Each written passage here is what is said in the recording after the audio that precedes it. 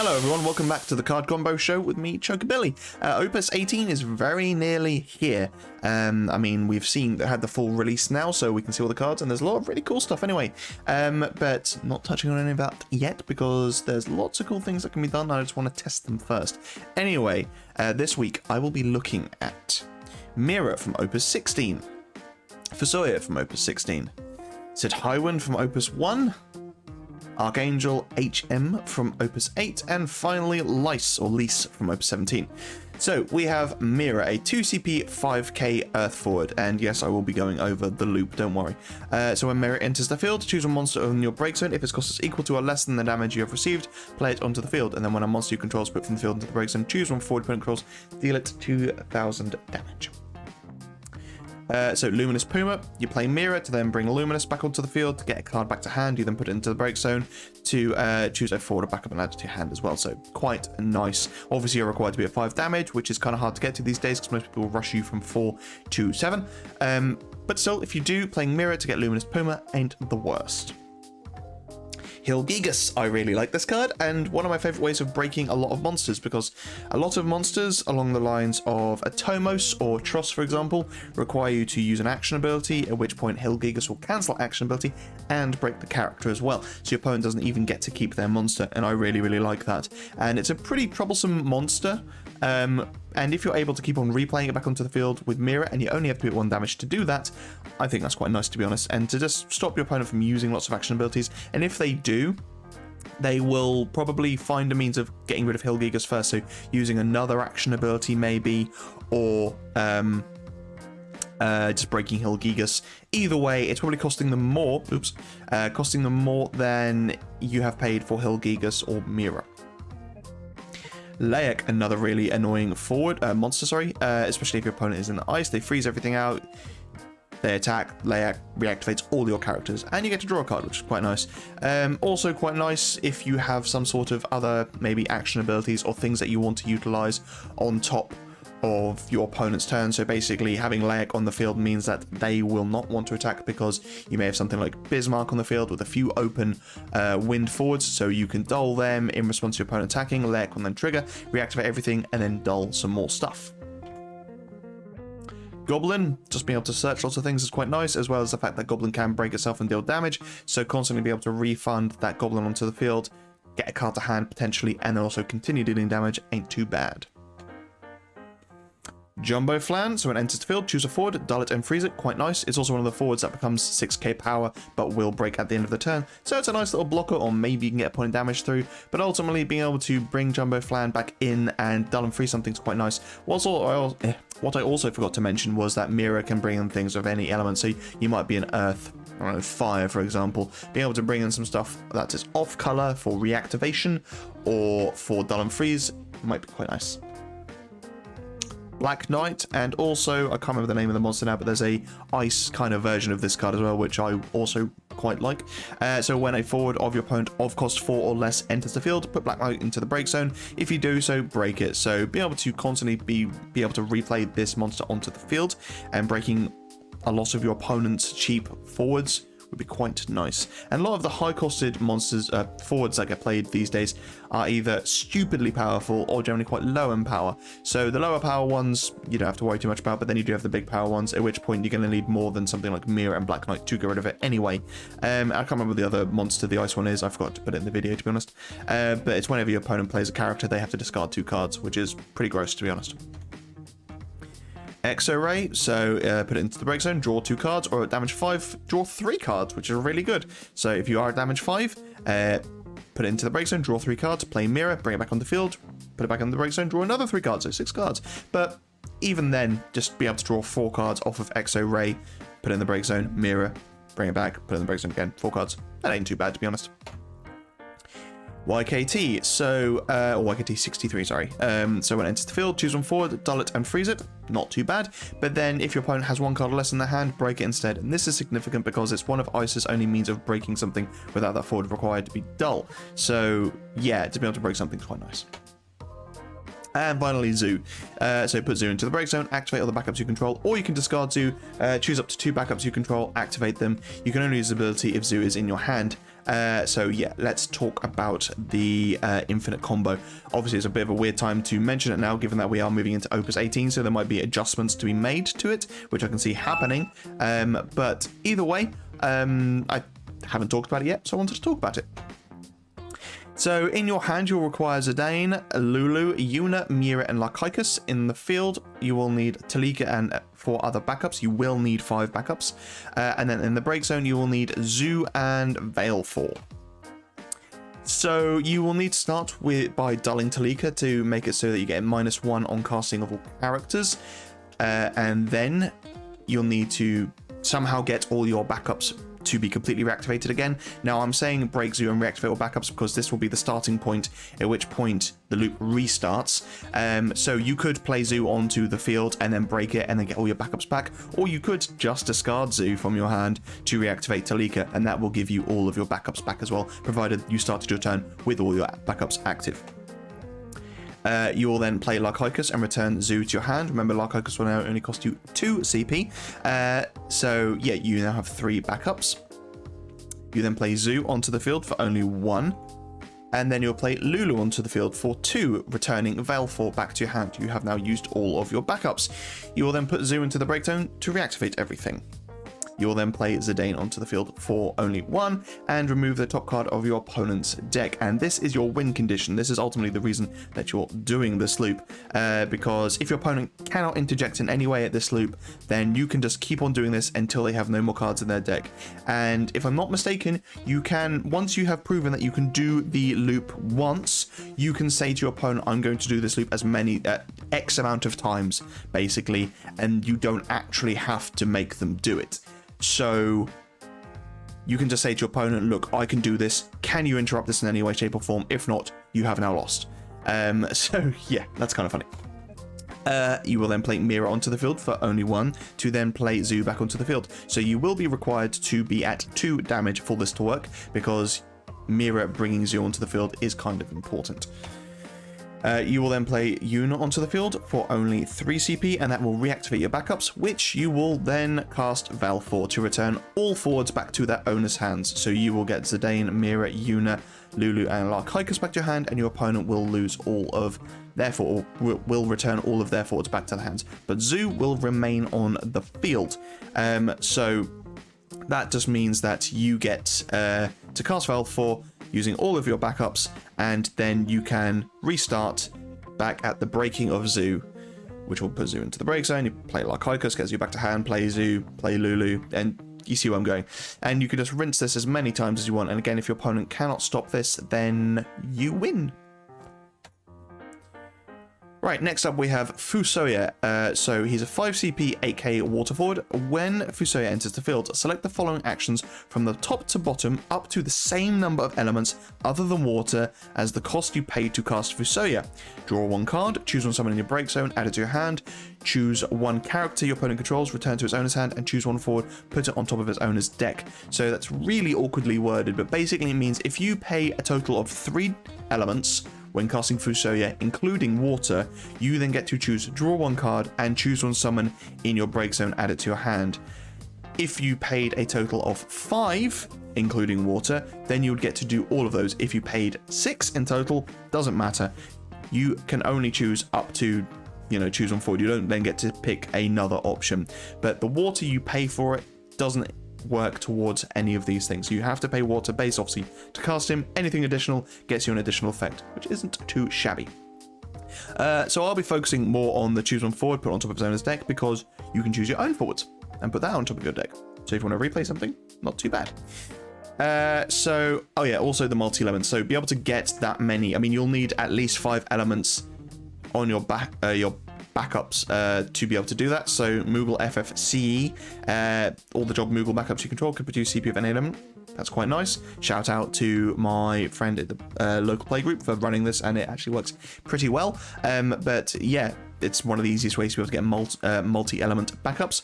Or Leo is playing on 1 little CP forward, and then backups you control can produce CP of any element as well. So provided you can get to 5 backups, play Leo, not too shabby. And the good thing about this as well is the fact that you can play Leo onto the field and then immediately play Fusoya. Your opponent can't get rid of Leo before you play Fusoya because he has no activated abilities, so there is no stack open, so they can't respond to that. The one problem with that is the fact that if you have 5 backups and you play Leo, that is now 1 backup down. You could discard from hand to do that, which would probably be best, because otherwise you're then having to discard for Fusoya and having to overpay to account for the additional elements you'd want for Fusoya. And then Golbez, yeah, so Fusoya, like I said, can choose your own forwards and put it on top of your deck if it's something with a decent entry effect of cost, and it is a cost 3 or less forward. You put it on top of your deck, you then go to combat. Golbez will then reveal that forward, play it back onto the field. I'm not going to go over all the forwards that have really good entry abilities because that is far too many, but it works nicely with this, but it is restrictive because obviously you'd only use that with a forward of cost 3 or less. Now, if you were to use this Golbez, it doesn't matter. It could be Nidhogg, who is a 9 CP dart forward. You can just pay a lightning, dull Golbez, reveal the top card of your deck. If it's a forward, play it onto the field. You can only use ability during your turn. Not too bad, to be honest. This Golbez doesn't get much play because your opponent will generally kill him before your opponent has, or before you have a chance to ever use him. But still, if you do get a chance to use him, then not too bad. You could also potentially use the Wind Rosa as well. If you've cast 5 things, then you reveal top card of your deck. If it is a character, play onto the field, and there is no cost restriction there either. Zidane, so this is actually putting your opponent's forwards on top of the deck. So choose one forward, put onto his own deck, you then play Zidane onto the field, you then get to remove that forward. You can cast it if you want to, but personally I quite like using Zidane and just removing those forwards anyway. So they are just gone, they're not going back into the opponent's break zone. So a nice little way to be able to actually properly remove something. Right, next up we have Cid Highwind from Opus 1. It wasn't a good card then, not really a good card now. Is a 4 CP 8k wind forward. When the forward that took damage from Cid Highwind is put from the field into the break zone, on the same turn your opponent puts the top 2 cards of their deck into the break zone, and then Highwind and S and Dull, your opponent puts the top 2 cards of their deck into the break zone. So there are some stupid things you can do with this card, and it's quite amusing. I will go over them now. So Noctis, you play Cid Highwind onto the field, you will trigger Noctis' effect when a wind or earth forward other than Noctis enters the field. Choose one forward opponent controls. The forward that entered the field deals damage equal to its power to the chosen forward. This effect will trigger only once per turn, so Cid Highwind will deal 8k to something. If it breaks, your opponent then will have to mill 2 cards. I mean, this is probably the best that Cid Highwind is gonna get, to be honest, because that way you're just dealing one-way damage and getting to mill your opponent. Probably run something like the little 2 CP Earth Aerith as well, so it means when Cid enters the field, he's actually a 10k, very likely to break something at that point, and again, get to mill your opponent 2 cards. Titan, similar sort of thing, but personally I think the other way is better, but it means that you can make Cid Highwind a 10k forward, and then he will deal his damage to a forward, and they will mill 2 cards again. This is a bit more expensive though, and Cid Highwind could kind of fit into the retainer package. I can't believe that's something I'm saying, but there you go. Ninja and Thief. This is quite amusing. So Cid's text is, when the forward that took damage from Cid Highwind is put from the field into the break zone on the same turn, your opponent puts the top 2 cards of their deck into the break zone. They don't say who has to control the forward. So Ninja, when you play it onto the field, Cid Highwind will gain, when he attacks, deal 5k, or choose one forward, deal at 5k. Let's say you've got this little Thief on your field as well because you're running a mill deck. You can choose this Thief with the effect Cid Highwind has gained from Ninja, deal at 5k, at which point that will trigger both Thief and Cid Highwind's effect to make your opponent mill some cards. Thief will make them mill 1, Cid Highwind will make them mill 2, because it doesn't matter who owns or who controls the forward that's put from the field into the break zone dealt damage by Cid Highwind. So long as it's put from the field into the break zone, your opponent mills 2 cards, not the owner of the forward. And yeah, that's kind of stupid, but kind of funny. Ark Angel HM. So he's a 3 CP 6k fire forward. If Ark Angel HM deals damage to your opponent, double the damage instead. When Ark Angel HM attacks, Ark Angel HM gains plus 3000 power until the end of the turn. So funny little thing here. Ark Angel HM and Jack, if they were to party attack, let's say you've got something like Morrow on the field, they both have the ability of, if they deal damage to a forward opponent controls, double the damage instead. Now, there was a Twitter thread about this, about how if Jack partied with something like, I don't know, Behemoth K, and they attack, Behemoth K deals damage to the opponent upon an attack, but he's part of a party. Would that then get the damage doubled through Jack? It wouldn't, because the damage ability comes from Behemoth K and is only affected by Behemoth K. However, if the party then deals damage to the opponent, so Behemoth K and both Jack deal damage, that then gets doubled to 2. But as we know, through something like Adelard, you can double a double or quadruple. So Archangel and Jack, if they were to a party attack and actually deal damage to your opponent, that gets doubled twice and will become 4 damage. It's quite nice. If your opponent doesn't think that works that way, and it turns out it does, you just get to deal them 4 points of damage. Now obviously Chelinka works nicely with Archangel HM as well, get to deal 4 points of damage through 2 attacks, or you could maybe have your opponent 1 point of damage and then you attack with Archangel HM and Jack, deal 4 points of damage, and then you've played Chelinka onto the field, get one of them to attack as well and deal a further 2 points of damage. It's kind of funny. Red Mage. So when Red Mage enters the field, choose one forward until the end of the turn. It gains haste and brave. Being able to play Ark Angel HM and then immediately haste him is really good, because your opponent will more often than not have an answer for him. But he's a bit of an awkward costing, and his power is a little bit over the cost of some cheaper means of breaking, so they may wait for their turn to be able to use their backups rather than casting a summon directly out of hand. So being able to immediately aggress with Archangel HM can put your opponent on the back foot and may make them waste some cards from hand to either get rid of Archangel or take 2 points of damage pretty quickly. Rampare and Susanoo, Lord of the Revel. So obviously these tie in quite nicely together, but you can play Susanoo onto the field and then put Rampare into the break zone. That will then trigger Susanoo's second part of his effect as well as Rampare's effect. What you want to do is stack Rampare first and then Susanoo. Susanoo will then resolve, deal 9k to your opponent's field, and then Rampare will resolve to play Archangel HM onto the field. And then you have also made room with your backup lineup to then maybe play that Red Mage that I showed just before, to then give Archangel HM haste and brave, at which point you can then attack with Susanoo and Archangel to potentially deal 3 points of damage. If you've put your opponent at 4, you can now board wipe them hopefully with Susanoo and then push through with Susanoo and Archangel to kill their field, or to kill them even, sorry. Right, Lyse or Lyse, whatever, a 4 CP AK Earth forward. You cannot play Lyse or card name Ida while already in control of either character. If a forward forming a party you control is dealt damage, the damage becomes 0 instead. And then when a party you control deals damage to your opponent, draw 1 card. Lyse deals your opponent 1 point of damage. The effect will trigger only once per turn. So quite a nice card, to be honest. If you're running her in a party deck, then not too bad. Right, so Behemoth K. Now, this is going to sound kind of contradictory to what I said earlier in regards to Behemoth K and Jack, and I'll try to give it the best explanation I can. So, Jack does not trigger because Jack references himself. So, if he forms a party with Behemoth K and they attack, and Behemoth K deals a point of damage to your opponent, Jack hasn't dealt the point of damage. The party has, but Jack has not. But the ability came from Behemoth K.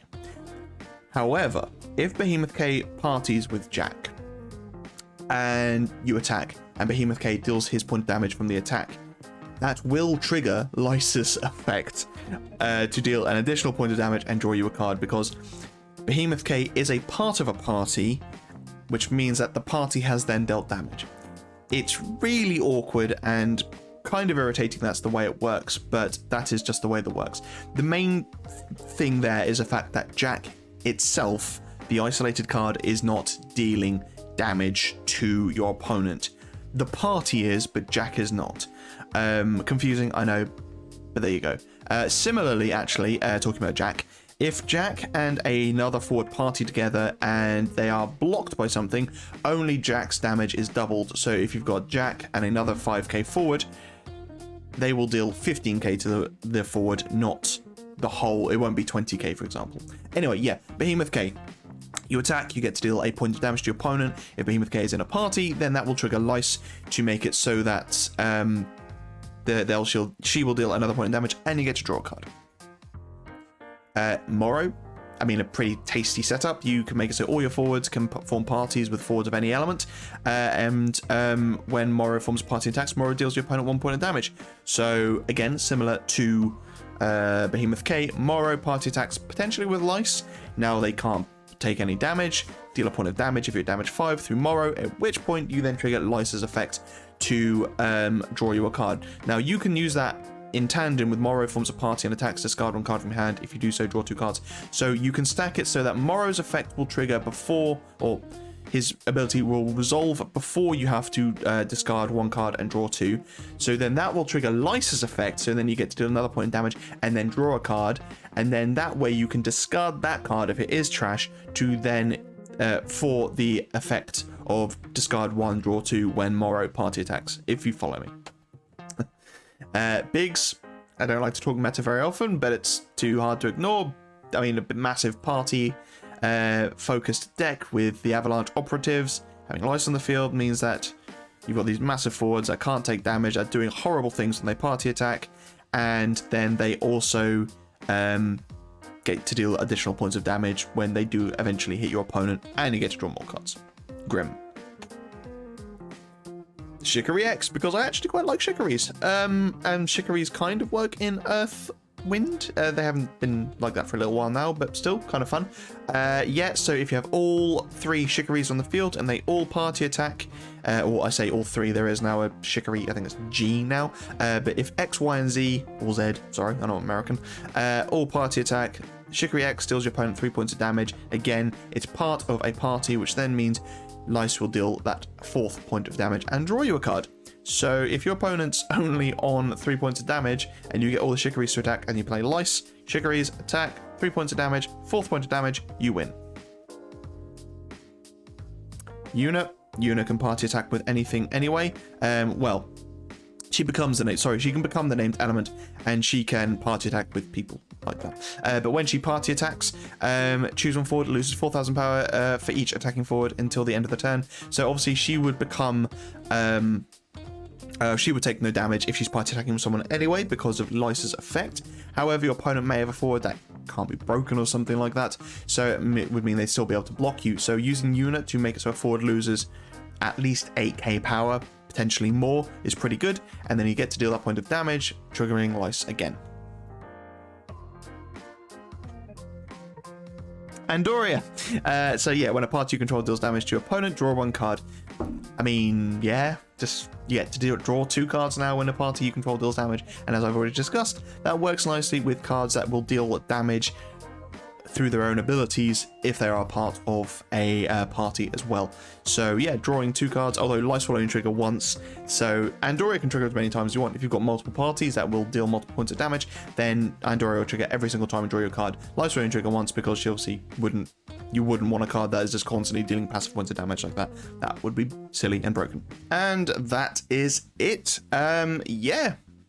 Opus 17's been a wild one. It's had some weird cards, but still been a lot of fun. But Opus 18's got some really cool cards I'm looking forward to messing around with. A little bit more 8 support, which is a step in the right direction, but I'd still like more unique characters. But we finally got Cid Kramer, which is cool. And he's got some interesting potential there because he gets multi-element depending on if he's casting an 8 card or not, which means that you can throw in off-color summons. Not that there are any good real 8 summons, but still, you know, you could be in Mono Lightning and then just throw in Squall and Renoa just for the fun of it, just to be able to get those cards onto the field because Renoa retrieves your Squall and Squall is really, really good. So yeah, there's that.